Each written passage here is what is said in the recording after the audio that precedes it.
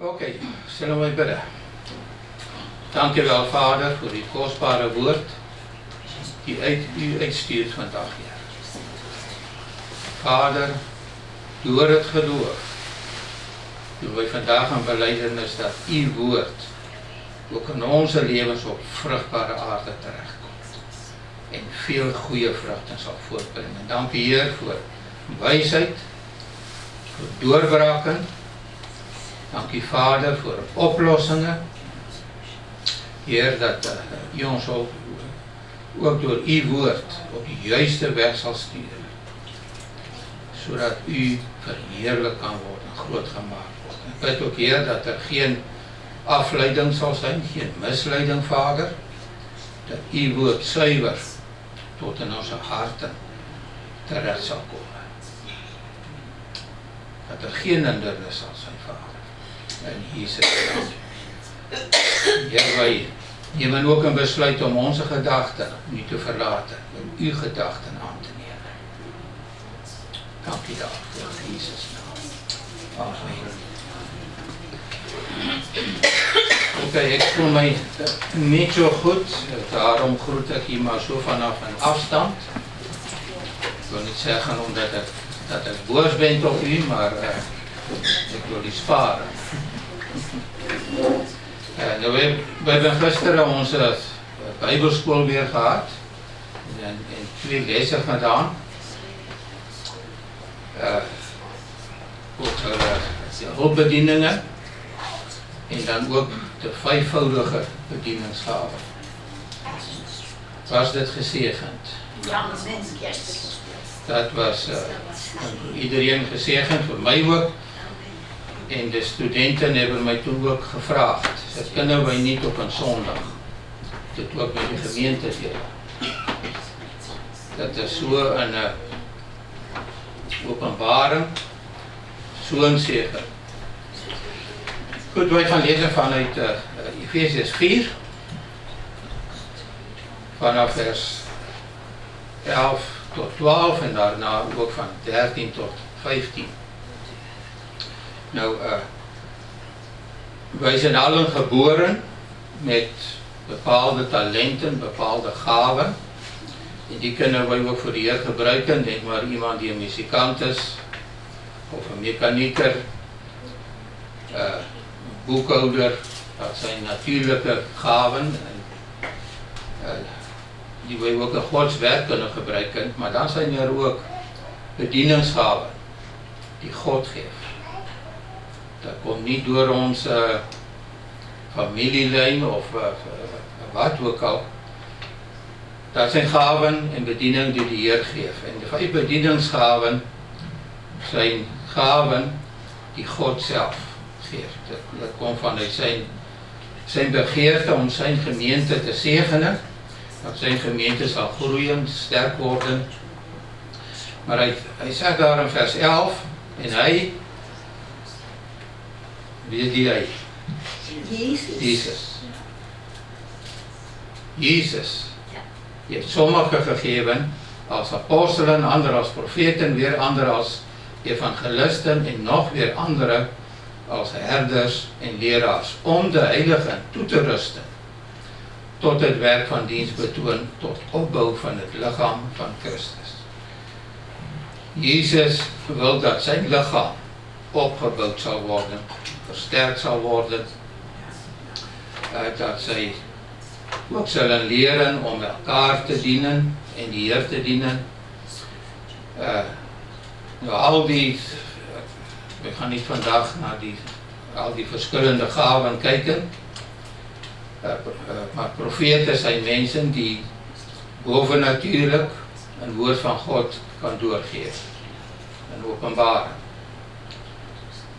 Evangelisten zijn mensen die vooral een gave hebben om die oorspelen te halen, om mensen bij de Heer te brengen. En nog weer andere herders en leraars. Herders zijn mensen die de kudde gaan passen. En leraars zijn mensen die kudde leren hoe zij moeten leven. En die op die waarheid van Gods woord met hen kan deel. En natuurlik apostelen zijn mense die wonder en tekenen doen en gemeentes stel. Is wel een verskil. Je hebt apostelen en je hebt gesalfde apostelen. Apostelen zijn gewoon mensen die noemen zichzelf apostel, maar veel van hen hebben nog nooit een wonder gedaan. Nog nooit een gemeente gestart. Hetzelfde met al die andere gaven, je hebt profeten, of mensen die zichzelf uitgeven als profeten, maar er is nog nooit een woord door hen uitgesproken die bewaarheid geworden is. So je hebt profeten en je hebt gesalfde profeten. Hetzelfde met evangelisten. Zijn mensen die noemen zichzelf evangelisten, maar als je ziet hoeveel mensen zij bij de Heer brengen, dan zijn ze eigenlijk niet gesalfd. Nou, wat is salving? Dat is gewoon die tegenwoordigheid van God in het leven van zo'n persoon. Waardoor de onmogelijke mogelijk wordt. En dan diezelfde met herders ook. Zijn herders en er zijn gesalfde herders. Er zijn gewone herders die maar daar zijn voor die kudde, maar er zijn ook herders die echt een impact heeft op die kudde. Voor die kudde om gebalanceerd te zijn en goed verzorgd te zijn. En zo'n herder heeft ook inzicht in de kudde wat nodig is. En dan natuurlijk leraars. Heb je ook mensen die gewoon kunnen leren, bijbelstudie doen, noem maar op. Maar dan heb je ook leraars die echt een openbaring van het Gods woord ontvangen en kan doorgeven. Goed, 13 tot 15. So Jezus heeft deze gaven gegeven totdat wij allen komen tot de eenheid van het geloof en van de kennis van de Zoon van God. Tot een volwassen man, tot de maat van de grootte van de volheid van Christus. Daar spreekt van groei, van volwassen worden. En dan zegt hij ook, totdat wij worden zoals Jezus. Wij gaan op hem lijken naar zijn volheid. Vers 14, opdat wij geen jonge kinderen meer zouden zijn, heen en weer geslingerd, door de golven meegesleurd door elke wind van leer, door het bedrog van de mensen om op lustige wijze tot dwalen te verleiden.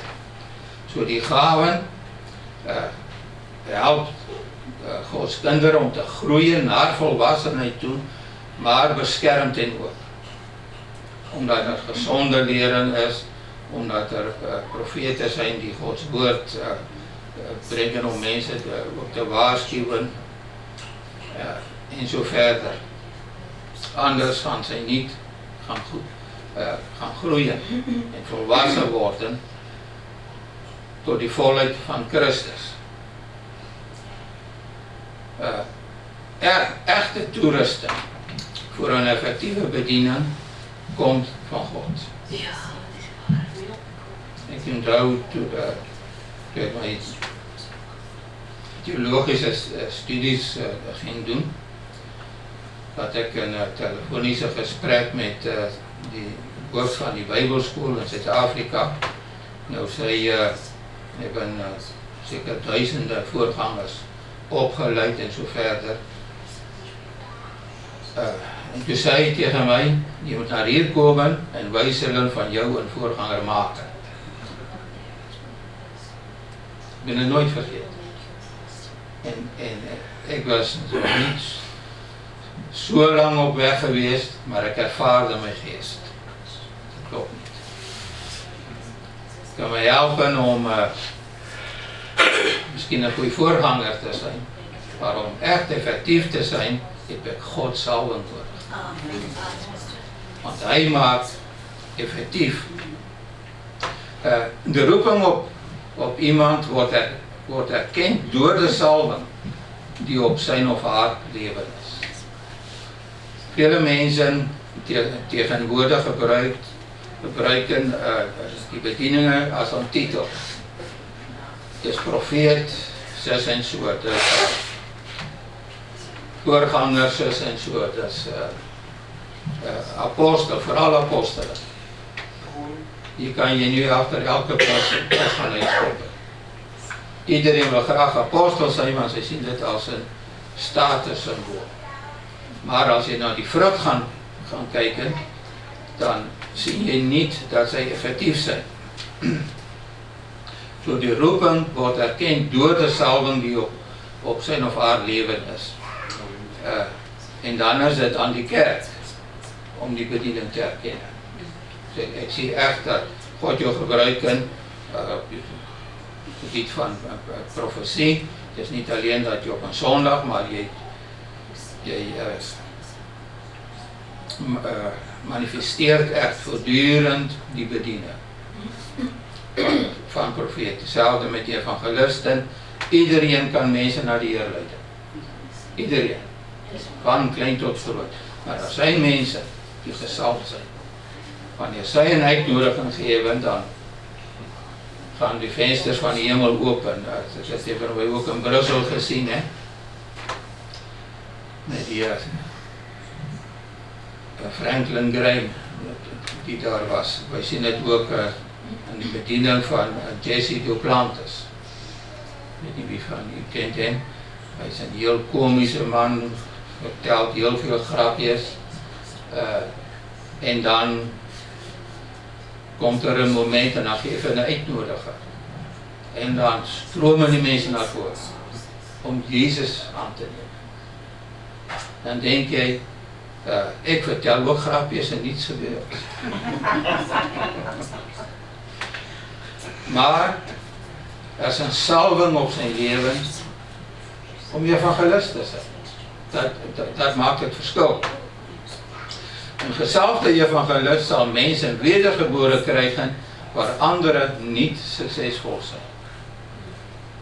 Wat maakt het verschil? Gods tegenwoordigheid, Gods salving, die op die persoon rust. Een gezalfde profeet zal ware woorden van God spreken. Een gezalfde voorganger of herder zal effectief voor de kudde zorgen. Een gezalfde apostel zal gemeenten stichten en zal wonderen en tekenen doen. Eindelijk vind je al die andere gaven ook terug. Bij apostel, die is ook een zendeling, die is evangelist. Omdat die gemeente stelt, gaan die in die begin daar zijn, ook als herder om die mensen te begeleiden. En totdat die verder kan gaan. Een gezalfde leven, een leraar, zal het leven van de mensen veranderen. God zal openbaren en hen door hem heen werkt. Oké, Markus 16 vers 20. De discipelen gingen overal heen om te prediken en de Heere werd er meer en bevestigde het woord door de tekenen die erop volgden. Dat is Gods salving. Zij spraken en God bevestigde hun woorden met wonderen en tekenen. En dat is het verschil die de salving brengt. Voor wij naar België kwamen, waren we in een samenkomst, ik en Esther. Ik denk, wij waren zelfs toen nog niet getrouwd. En daar was een bezoekende spreker. En we kennen die van geen kant. Maar hij kwam naar ons toe en hij gaf aan ons een woord. En hij zei tegen mij, je hebt niet die theologische opleiding, maar je hebt mij salven. En hij kende niets van mij. En dat hebben wij door de jaren heen gezien, dat God maakt het verschil. Zijn tegenwoordigheid maakt het verschil. Ik wil vandaag met ons delen over de herder of voorganger. Dat was eigenlijk het verzoek van die studenten geweest. Hè. Zij vonden het eigenlijk noodzakelijk dat die hele gemeente dat zou horen. Nou, Dit is gewoon deel van 'n volgende les gewees van ons Bybelskool. Dus ek pleit onskuldig. Ek heb die les niet geschreven, maar er zit heel veel gezegende waarheid in. Oké, de herdere voorganger is de enige die bij de mensen blijft.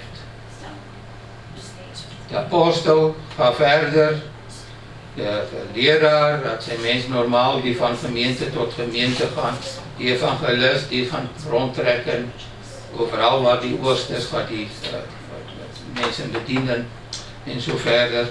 Maar de herder blijft bij die kudde.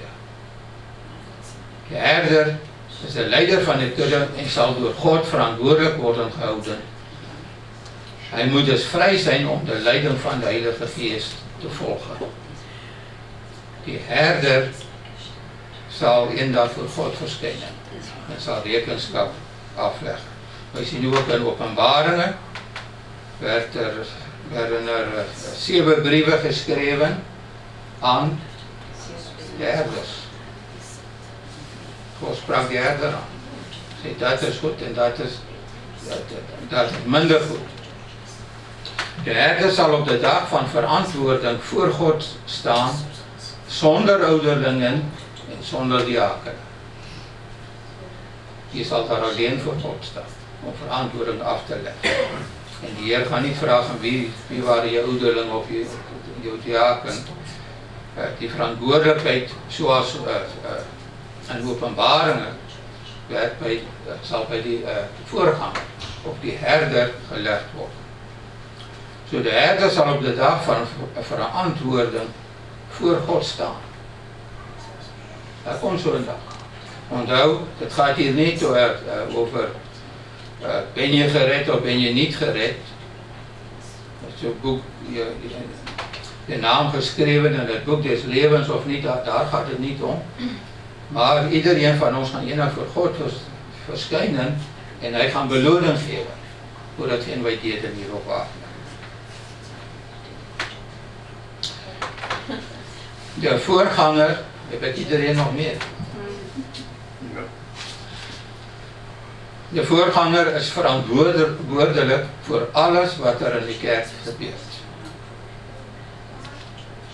Maakt niet uit wie dit doet. Die verantwoordelijkheid berust bij de voorganger. Je zal het ook zien in die 7 brieven en Openbaringen. Elk ander hoofd van een bedieningstak moet zich realiseren dat hij er is om de voorganger te helpen. De visie te vervullen die God hem voor de kerk heeft gegeven. Stel je voor een kudde schapen, zeg maar dat is een grote kudde, er is een herder, werk is te veel voor 1 man, wat doet hij? Hij stelt helpers aan om die kudde te hoeden en te verzorgen. En die helpers moeten met de herder gaan meewerken.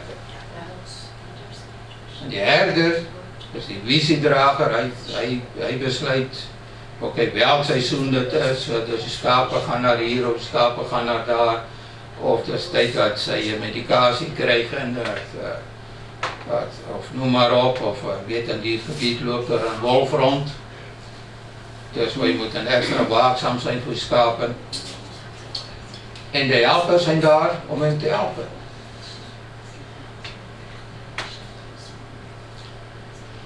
Gedelegeerd autoriteit is altijd onderworpen aan de uiteindelijke autoriteit. Wie draagt die verantwoordelijkheid voor de schapen? De herder. Aan wie heeft hij autoriteit gedelegeerd? Aan die helpers. Zeg, jij gaat vandaag voor eten zorgen en jij gaat dit doen en jij gaat dat doen en jij gaat medicatie toedienen, noem maar op. Maar die eindverantwoordelijkheid rust bij de herder. Dat is zijn kudde.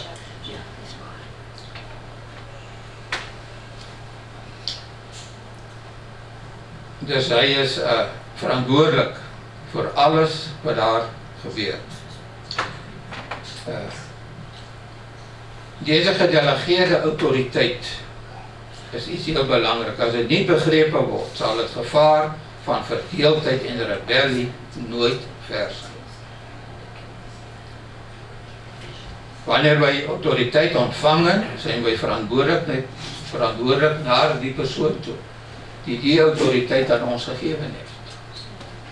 Die heeft een vertrouwen in ons gesteld en wij zijn verantwoordelijk naar die toe. Een tijd geleden, in die grote vakantie, heb ik Erik gevraagd om te spreken in zondag. En hij stuurde mij bericht die mij raakte. Hij zei bedankt voor uw vertrouwen die je mij stelt. Hier is een man die daar iets van kent. Ik stel mijn vertrouwen in hem, hij weet is naar mij toe verantwoordelijk. Degene die aanstelt heeft gezag over degene die is aangesteld. Oké, laten we praten over de voorganger als leider. Omdat God een God van orde is, werkt hij altijd door middel van zijn aangestelde herders. Toen God de Israëlieten wilde bevrijden, stelde hij Mozes aan. Bij andere gelegenheid stelde hij Gideon aan. Nou, waren zij bekwaam? Nee. Mozes was een stotteraar. Hij had zelfs hulp nodig om te kunnen spreken. Gideon leed een minderwaardigheidscomplex. Hij zag zichzelf gewoon als niets. En God moest hem daarvan overtuigen dat God voor die resultaten zou zorgen. Zelfs op een bepaald moment toen zij daar met 10.000 mannen optrokken om te gaan vechten, kwam God tussen beiden. Hij zei, jullie zijn te veel. Er mocht geen moment zijn waar Gideon kon vertrouwen op zijn macht, die getallen en al die dingen. God wist, als ik dit in zijn handen moet geven, wordt het een ramp. Ik moest een touwtje straks in handen houden. En er volgt een grote overwinning. So God is een God van orde, hij werkt altijd door leiders. We zien dat ook in de wereld. Hè? God is niet democratisch. God bestaat stem van die volk niet. God zegt, dit is wat moet gebeuren en zo gebeurt dat. Een herder heeft niet altijd gelijk. Hij mag niet eigenzinnig en autocratisch zijn, maar de verantwoordelijkheid reikt tot bij hem en stopt daar. Ik heb al een bepaald moment tegen mensen gezegd, die bal stopt bij mij. Ik kan voetballen, kan die dingen doen, maar op het eind stopt de bal bij mij. Want weet je, als daar fout gaan, wie gaan zij beschuldigen? Voorganger. Als het geen goed gemeente is, waar gaan zij fout zoeken? Bij de voorganger. Als daar een opwekking ontstaan, de raad is, wie gaan zij uitnodigen om voor een spreekbeurt? Voorganger. Bal stopt, daar. Een verstandige voorganger zal luisteren naar de raad van geestelijk volwassen christenen en dan de leiding van de Heilige Geest in zijn hart volgen. Nou, in die boek van de Handelingen lezen we van een vergadering van kerkleiders. Ik wil uitnodigen dat eens te gaan lezen. Dat is fascinerende leesstof.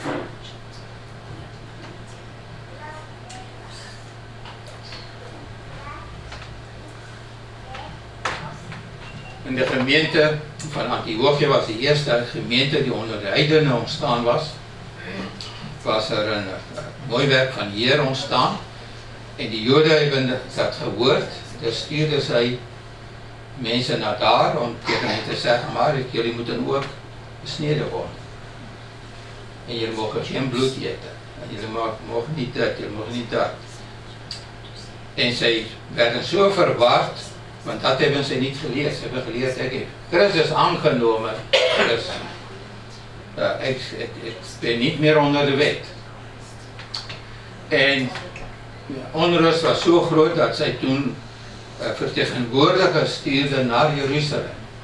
En in Jeruzalem werd in die tijd gezien, die kerk daar als eigenlijk gezaghebbend over al die gemeenten die waar ook al ontstond. En ze stelden die vraag, wat moeten we hiermee? En tijdens die vergadering ging het, ik denk het, ook een beetje heftig daaraan toe, op dit moment. Je weet hoe die Joden kunnen zijn, hè? En één persoon staat recht en die zegt iets. Dan staat een ander recht en die zegt iets. En ieder gaf zijn mening. Nou, op dat moment was Jacobus de halfbroer van Jezus. Hij was de voorganger van die gemeente daar in Jeruzalem. En toen iedereen zijn gezegd gedaan heeft, toen stond Jacobus recht. Dus ik heb naar iedereen geluisterd. En dat is wat we gaan doen. En ik deed een uitspraak en dat was het. Hij nam zijn verantwoordelijkheid als leider op. Geleerd het zelf, dus fascinerend.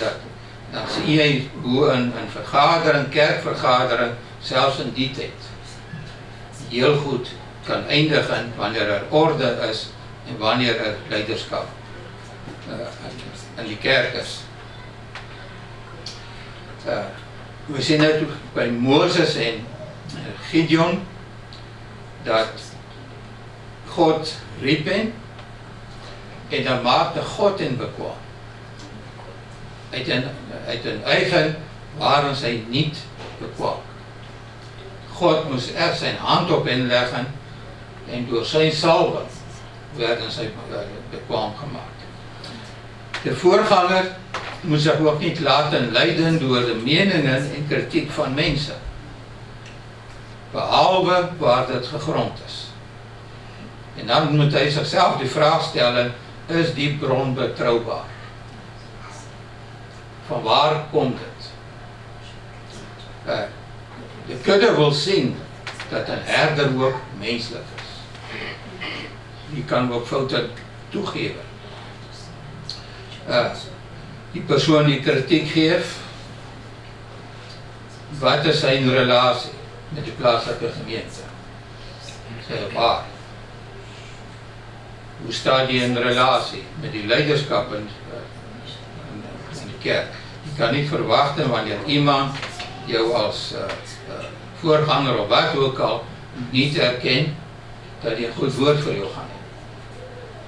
De kans is heel klein.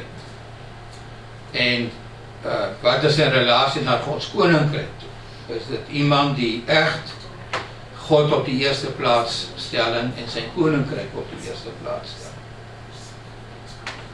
Voor de kudde wil zien dat een herder ook menselijk is en ook kan toegeven wanneer het fout was, maar dat hij ook staande kan blijven. En tijdens al die stormen. En weet je, wij denken wanneer iemand zoveel jaar christen is, dat hij volwassen is. Surprise, surprise. Ik ken dat snoepje, surprise. Jaren christen zijn hier daar niets mee te doen. Volwassenheid gaat daarom dat wij Gods woord kunnen toepassen. Op een gezonde manier. In ons eigen levens en ook in de levens van anderen. Goed, de voorganger moet regelmatig ook prediken en onderwijs geven, omdat hij de behoeften van de mensen kent. Hij kent zijn kudde, hij weet wat is er gaande, wat hebben zij nodig. In de hele dienst, op een zondag, maar wanneer ook al, is zijn persoonlijke verantwoordelijkheid vanaf die lofprysing en aanbidding tot het einde moet sy leiderskap word gerespekteer. Nou, wij doen dit niet zo openlijk, ik vind dit ook niet nodig, maar ik heb in die jaar, ik heb normaal afspraken met iedereen die betrokken is hier op een zondag. Met die mensen, zang- en muziekleiders, met kinderwerkers, noem maar op. Poetsteam, alles wat hier rond gebeurt, en ik heb gesprekken met hen. En dan klaren wij dingen uit en ik deel mijn hart met hen, mijn visie, wat ik graag zou willen zien.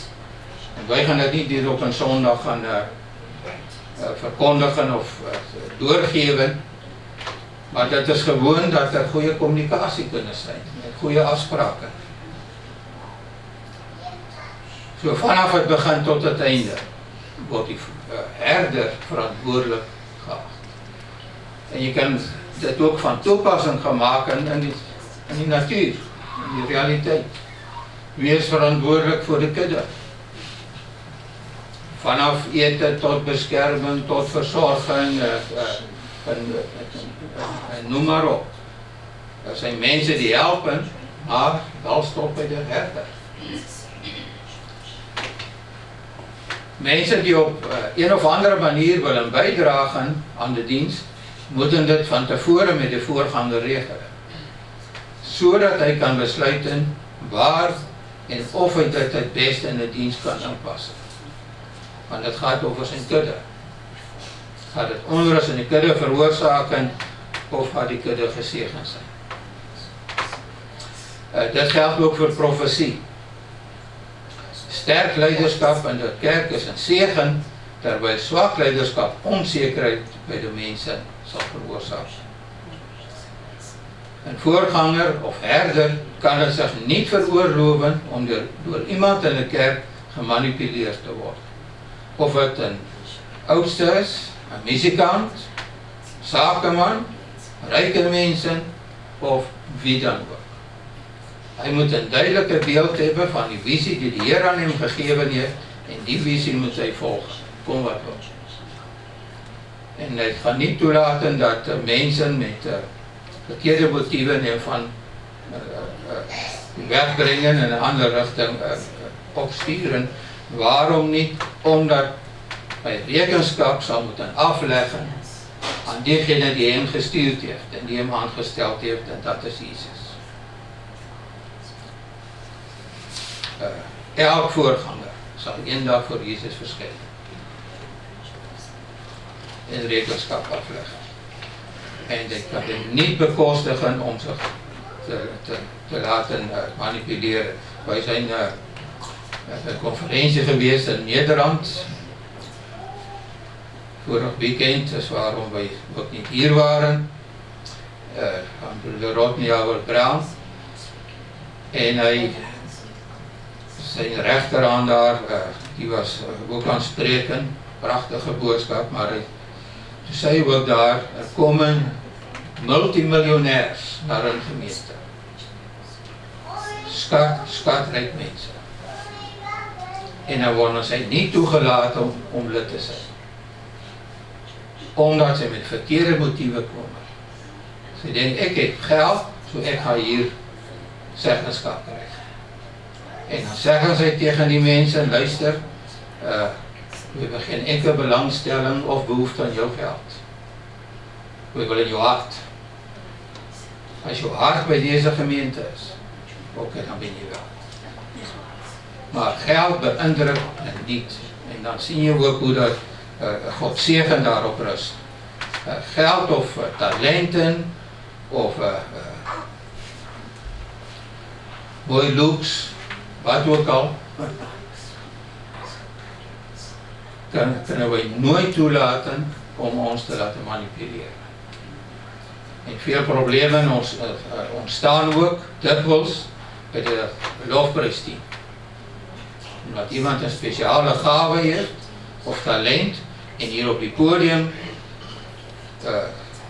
komt staan waar die zichtbaar is voor iedereen en die die het 'n heel mooie klok, soos in Wes-Vlaanderen sê, dat is 'n stem, diegene die nie weet. En na die samenkomst dan komen die mense, wauw, jy het dit goed gedaan. Jy bent so, wij zijn so blij, wij kunnen dit gewoon niet zonder jou doen. Jy het so een salwing en alles, en op een bepaald moment, dan gaat het naar die hoofd en dan zijn er problemen. En wij zijn geen uitzondering, wij hebben dit ook meegemaakt, en er was zelfs zo dat bijna skeuring in die gemeente was, gedeelte. Sommige voor die persoon, andere niet. Leiders dienen als helpers en adviseurs voor de voorganger. Je kunt geen voorganger zijn van mensen die je niet vertrouwen, die je niet steunen of die je niet toestaan hen te leiden. Jaren geleden, ik woonde toen nog aan de Aastomstraat, was er een broeder die een afspraak met mij gemaakt. Hij is binnengekomen en ik heb hem een lekker tas koffie gegeven. Dat is mij belangrijk, lekker koffie. Daar in Nederland zijn we daar in een hotel gebleven, wat drie nachten. In Afrikaans hebben we het woord horrible. Horrible. Ik heb die eerste morgen bij ontbijt die koffie gedronken, nooit weer. De rest van die tijd had ik geen koffie gedronken. Dat laat gewoon jou, niet je haren overheen staan, al je haren gaan leggen.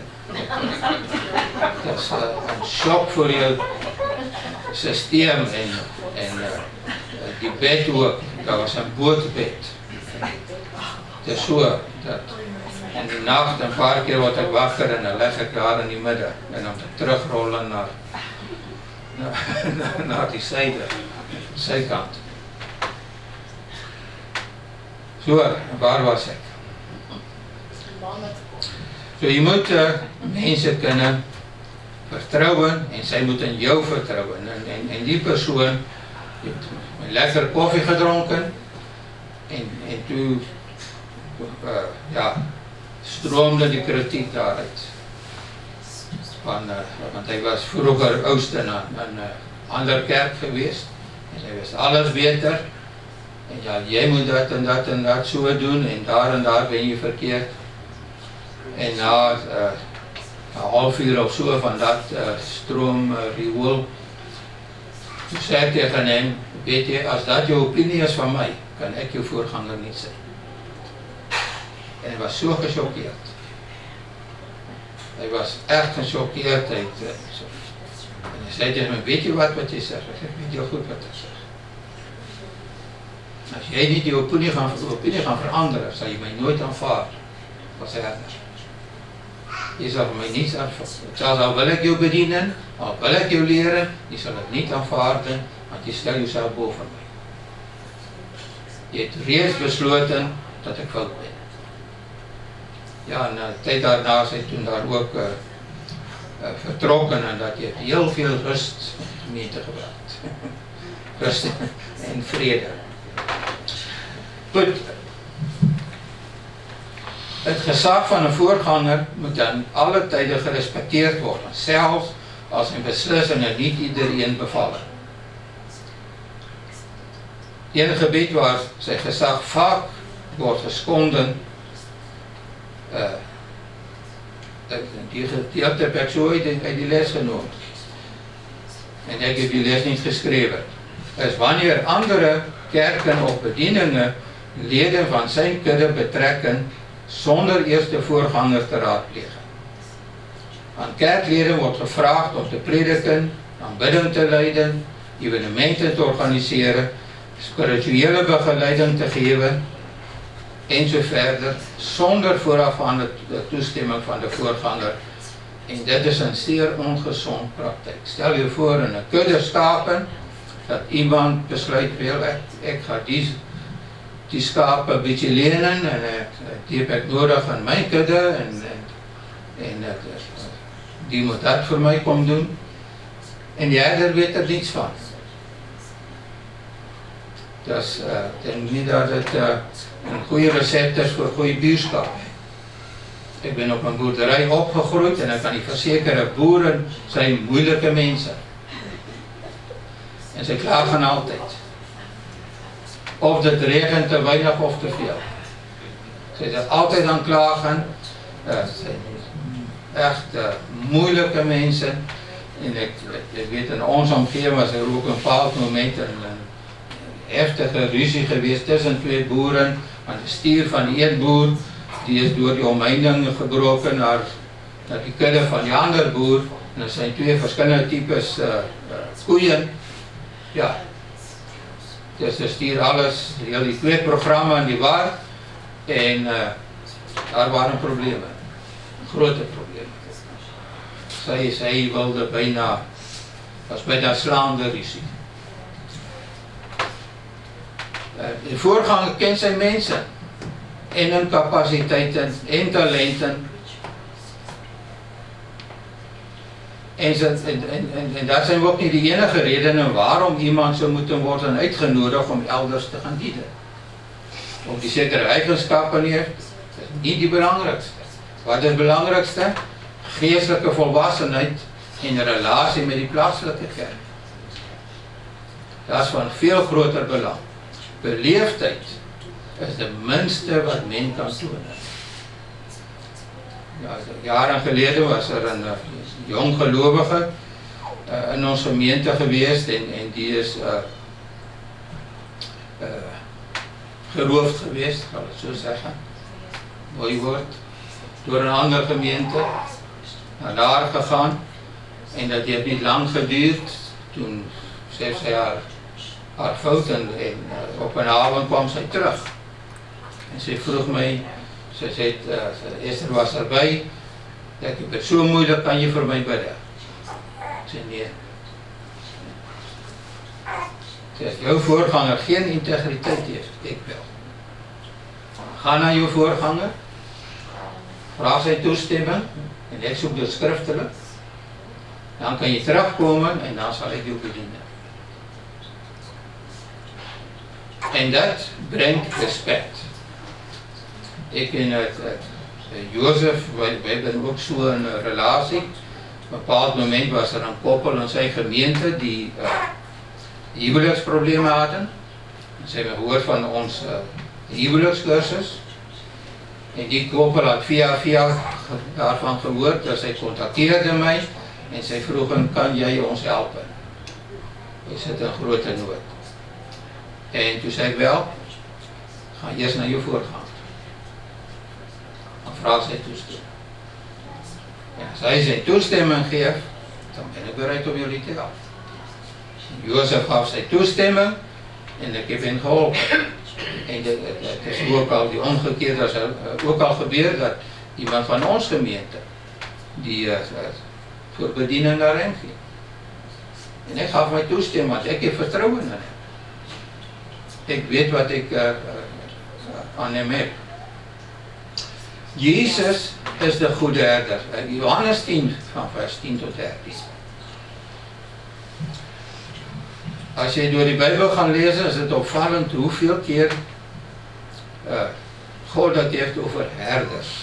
Hij is de goede herder. En hij stelde herders ook aan, we vinden het ook aan die zegel terug over zijn kudde. De dief komt alleen maar om te stelen.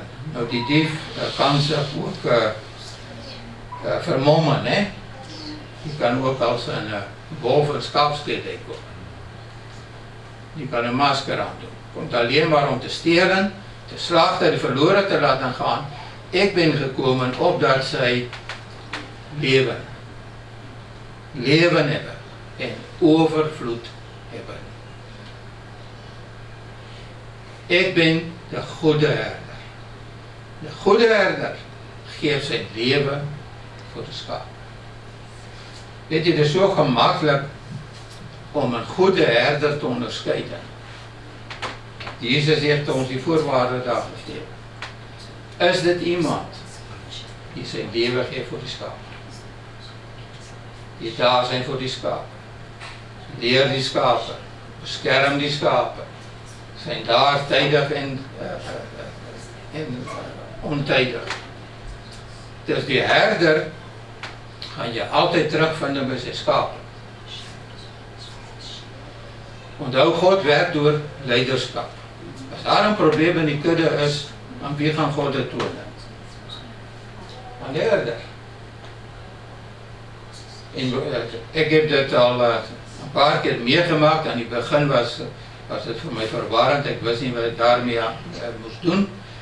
Maar so plots dan krijg ek 'n grote weemoed hier diep van binne. En aan die begin dan dacht ek, dat is die duivel. Kan nie anders. Duivel wil nou gelukkig maak. En dan gebeurt er iets, iemand val in sonde, zeg maar iets, of 'n ramp gebeuren, of wat ook al. En dus een paar keer gebeurd, toen besefte ik, het is hoe God met mij praat, over die kudde. En nu wanneer ik dat weer moet ervaren, dan weet ik, oké, ergens is fout. Ik weet niet wat. Maar dan ga ik bidden en dan vraag ik die Heer, dit wat in die duisternis is, Heer, breng het in die licht. En dan ga ik in tongen bidden. En dan bid ik in tongen totdat ik verlichting ervaar. Hier van binnen. Oké. Dus wat er ook al was, die Heer zal het hanteren, of je het reeds hanteert. En dat is de Heilige Geest. Nou, waarom doet hij dat? Waarom ga niet tegen iemand anders? Want God werkt door leiderschap. Hij heeft de herder aangesteld, dat is deel van die 5voudige bediening. Ik ben niet aangesteld als herder door een mens. Jezus heeft mij aangesteld. Hij stelt die herder aan, hij stelt die leraar aan, hij stelt die apostel aan en die profeet en zo verder. Dus hij gaat ook met hen werken en spreken. En wij zien het ook in het geval van Paulus, waar zij soms probeerde om een richting uit te gaan en dan stopt de Heilige Geest niet. En hij was die leider. Dat ging door hem heen. So, als wij objectief naar deze dingen kijken en wij vergelijken dat ook met wat in de natuur gebeurt, dan begrijpen wij veel dingen beter. Waarom? Die Heer wil dat wij dingen zullen doen zoals wij dat doen of moeten doen en willen doen. Ik wil afsluiten, maar ik wil het ook doen met een laatste opmerking die ik wil maken. Jezus zegt daar, hij geeft zijn leven voor de schapen. Weet je wat doet een herder? Het kan stormen. Je gaat kijken of de schapen veilig zijn. Het kan droogte zijn. Ik heb zelf al een documentaire gezien in Zuid-Afrika, een zeker gebied waar een enorme droogte was. En die dieren, die schapen en zo, die begonnen, die gingen echt naar het huis van die boer. En daar gaan zij eigenlijk roepen naar water en eten. En dan zie je die tranen in die oog van die boer. Zeg, dat is mijn kudde. Dat kan ik niet tellen. En in Zuid-Afrika, gelukkig, die mensen staan bij elkaar. In gebieden waar het dan wel geregend hebben, waar er wel een oogst was, dan sturen zij heel grote konvooien met vrachtwagens, met veevoeder. En daar waar er nood is. Maar dat zijn boeren. Zij kennen die hart van een collega daar. Wij proberen altijd ook in ons gezin een balans te vinden. Tussen ons gezin en ons verantwoordelijkheid. Maar weet je, soms zijn dat moeilijke keuzes. Waar Wij bijvoorbeeld aan tafel sit en wij sit in te eet. En dan gaan die telefoon. En dan is dit iemand in nood. Dan laat jy jou ete staan, jy gaan die persoon gaan bedien. Het is nie dat jou gesin gaan verlore gaan as gevolg van dat. Ek heb onlangs gehoord dat iemand verteld hoe dat haar vader was ook een voorganger geweest en op een bepaald moment reden sy door straten en haar vader zag iemand die dronken vanuit een café kwam. Het was koud, het was winter en hy heeft zijn vrouw en kinderen, 3 dochters, gewoon daar laten uitstappen en is naar die man gegaan. Hij kende die en die heeft hem veilig thuis gebracht. En die kinderen hadden het moeilijk om hun vader te vergeven. Het was winter, ze hebben het koud gehad. En ik denk daar moest ik het misschien anders gedaan hebben. Ik hoop, ik breng jullie eerst veilig naar huis. En dan ga ik die man daar gaan helpen. So, dat is soms moeilijk, ook waar er nood is, waar er behoefte is. Het is al gebeurd dat iemand geen eten had in huis om te eten. En ja, u kent Esther ondertussen. Ging zij naar diepvries en zij ging ons laatste eten halen om aan die mensen te geven. Maar zij had geloof op dat te doen. En die volgende dag was zondag geweest en na de samenkomst zaten we aan tafel en iemand klopte aan met zo'n grote braadkip, klaargemaakt. En dat als gezin voldoen om te eten. Dat is die hart van een herder. Een herder, zoals dat hij bij de schapen is. Die geeft zijn leven voor zijn schapen. Oké. Laat ons afsluiten. Vader, dank u wel. Voor die gaven en die bedieningen die u geeft, Heer, om uw kinderen, uw kudde op te voeden, te versterken, te leren, te beschermen, zodat wij volwassen zullen worden, Heer, en zodat wij alles kunnen zijn die u voor ons bepland heeft, dat wij zullen groeien naar de volheid van Christus. Dat wij meer en meer op Jezus zullen gaan gelijken, ook in onze bediening. En Vader, dank u wel dat u ook in ons gemeente uw wil werkt.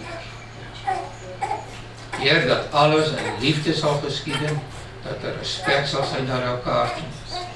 Heer, dat wij inzicht zullen hebben in dit, in uw koninkrijk, hoe dat uw koninkrijk is.